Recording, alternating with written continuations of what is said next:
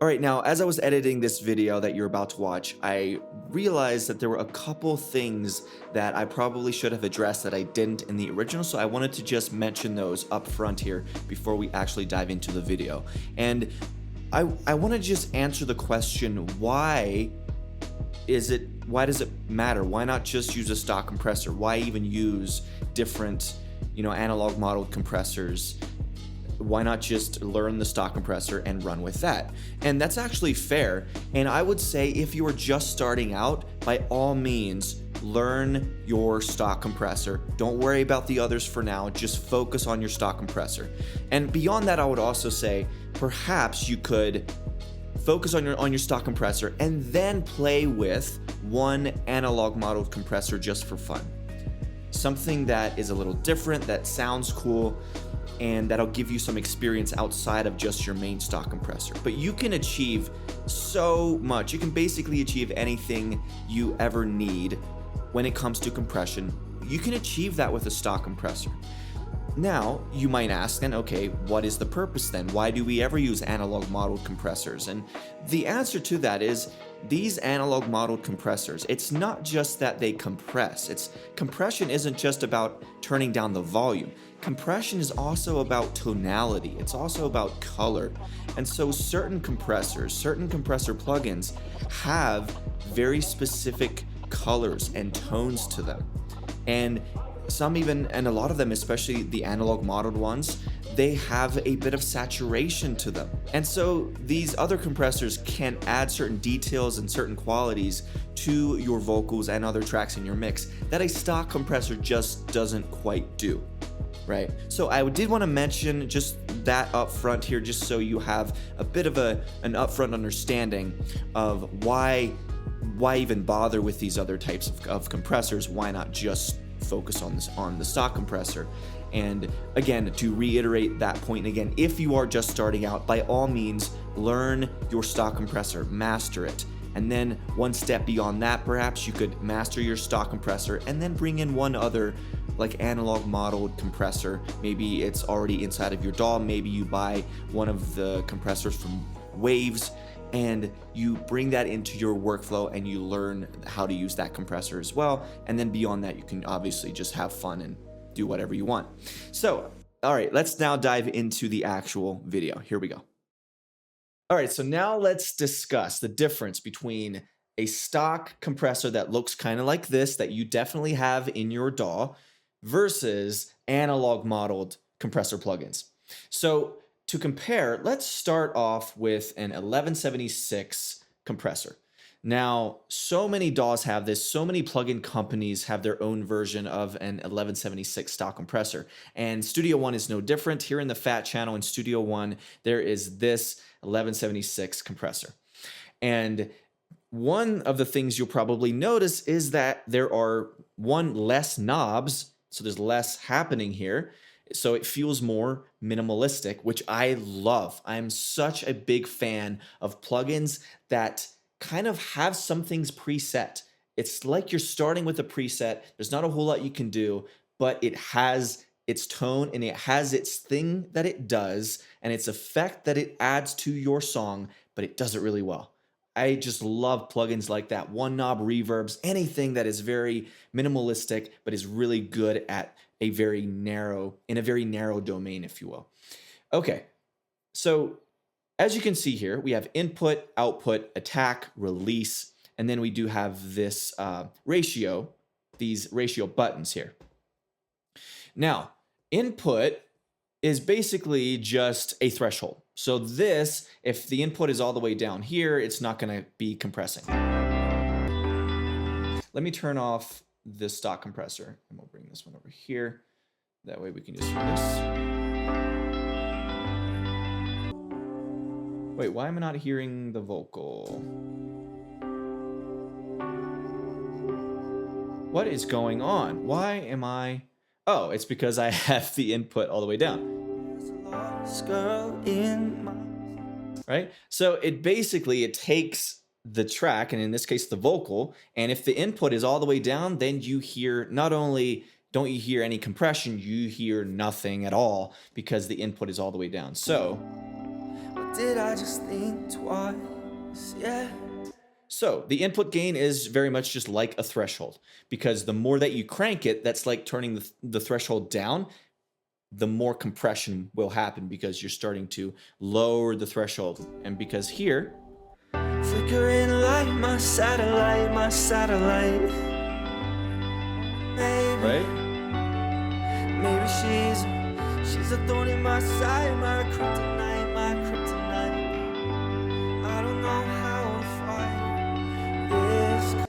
Now you're seeing the gain reduction meter here with this VU meter in very much the same way that you saw that yellow gain reduction meter with the stock compressor.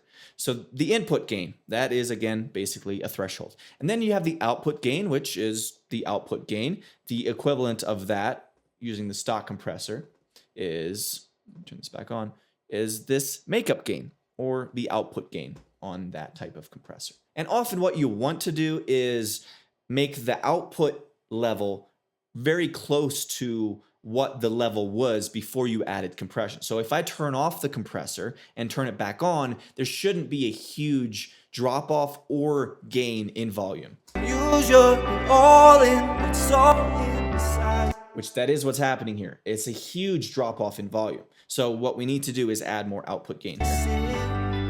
Oh, driving through an East Colorado town under a black cloud. Something like that'll be fine. I'm not too picky with that type of thing. I just try to get it close. I'm not the type of person who's like, it has to be exactly the same, like gain staging. The volume when it goes into a plugin and goes out, the volume has to be exactly the same. I don't really care. As long as I'm not clipping or doing anything crazy, then I honestly don't care. Okay, so we have input, output on this 1176 compressor, and then we have attack and release, and then that's basically it, because I tend to keep the ratio at 4:1 pretty much no matter what I'm using it on.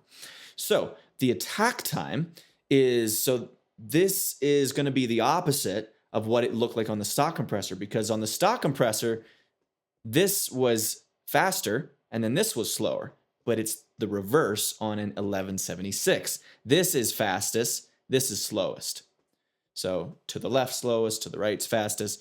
The release is the same way. This is a fast release, the fastest that it goes, and then this is the slowest that it goes. So it's just inverted there.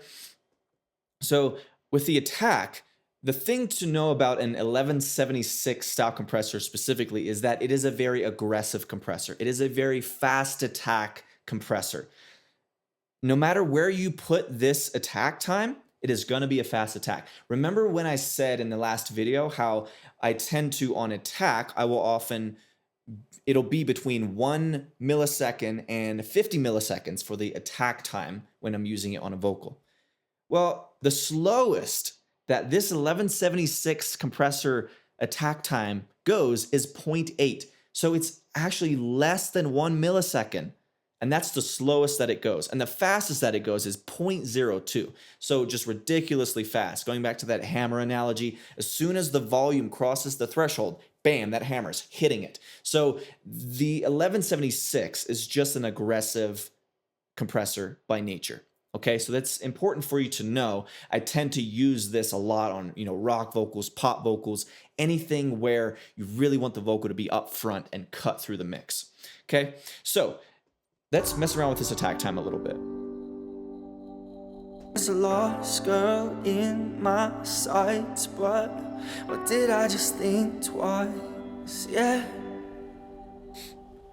Flickering like my satellite. Oh, maybe. See there, if it's all the way fast, it's more squashed, right? Maybe she's a thorn in my side, my kryptonite. Versus if it's slightly slower, it opens up a bit more. Now, a lot of that, really all of that is just the volume comes back up, but it is also, there's less of that hammer just slamming down on that vocal. So it's a bit more of a smooth sound when you let off a little bit of that attack time. But again, even if I go at its slowest, it is still a very fast attack. So for this, I tend to be around the middle to the left side. Somewhere in here is often where I end up on a vocal. I don't know how to fight this, cause I'm usually. And then release, we've already talked about attack and release, so we don't need to spend much time on it, but this is again the fastest, which is 50 milliseconds. So indecisive. Again, do you notice what's happening here? Or maybe. Do you notice how lazy this VU meter is? How lazy, it's just... Maybe she's a thorn in my side, my kryptonite. Your compressor should not look like that, at least not on a vocal. There are certain instruments like a snare drum where you can really get a cool effect by having a very slow release like this, but it should not. Generally speaking, you do not want your compressor meter to look so lazy. You want it to jump around like this. I don't know how to fight like that. You want it to really be quick. Cause I'm like usually all in, so indecisive. So in here, I'll often be between 50 and I don't even know what this would be, but pretty close usually to 50 if it's on a vocal. That's where I tend to be. Okay, so there you go. That is an example of using an 1176 compressor. Now, one more, which is the LA2A compressor. And in this case, I'm going to use UAD's version of an LA2A style compressor. Now, the LA2A is even more minimalistic than the 1176 in its layout. Notice how there are only 3 knobs here. You have the input gain, driving East Colorado town, and then you have the peak reduction, under a black cloud, which is pretty much the threshold. Because if this is here, how to fight, then there's no compression happening. I'm usually all in, so indecisive. But then when we turn this up, maybe she's a thorn in my side, my kryptonite. So this is basically acting like the threshold, and then you have the input gain, which controls, this is more of, I guess you could say, the output gain, right? I haven't actually used this compressor that much. I just recently switched from some of the Studio One's like fat channel compressors, and I canceled my subscription with them because they were annoying the heck out of me with their renewal, and they weren't helping me out. So I was like, screw you guys. I'm just gonna buy Studio One version 6 outright and then go back to some old UAD plugins that I haven't really used in a long time. And so I'm starting to get used to this LA2A here. I don't know how to fight this, cause I'm usually all in, so indecisive. So I think the gain and the peak reduction tend to kind of work together to set the gain reduction on it, and then you have this as well. Driving through an East Colorado town, under a black cloud. So yeah. How to fight this, cause I'm usually all in, so indecisive. What I love about the LA2A sound is that it is a very smooth compressor. So if you're going for a less aggressive sound, an LA2A style compressor, it can just work brilliantly. Now, often I will actually use a combination of 2 or 3 layers or stacks of compression, and often it'll look something like I might start with a stock compressor just to shoot down some peaks and some loud parts and just kind of get some basic compression happening, maybe averaging -3 dB, just to kind of shoot those loud parts down a bit. And then I might grab an 1176 compressor to kind of add some aggressiveness, to add some punchiness to the sound. And then finally, I might add an LA2A to add some more smoothness to the vocal. So you can combine different compressors instead of trying to get just one compressor to do all the work. It's usually going to sound better if you allocate the compression to multiple compressors. And you don't even have to do it all at the top of the chain, right? If you're starting out with compression, you could start with just one compressor and then maybe do some EQ work and some saturation work. And then you can perhaps come back with the second compressor. And then maybe at the end of the chain, If it still needs some more compression, you can maybe add the third compression there. So you don't have to do everything up front all at once, but I did want to give you an example of that. So there you go. That is the difference between a stock compressor and the analog modeled compressor plugins.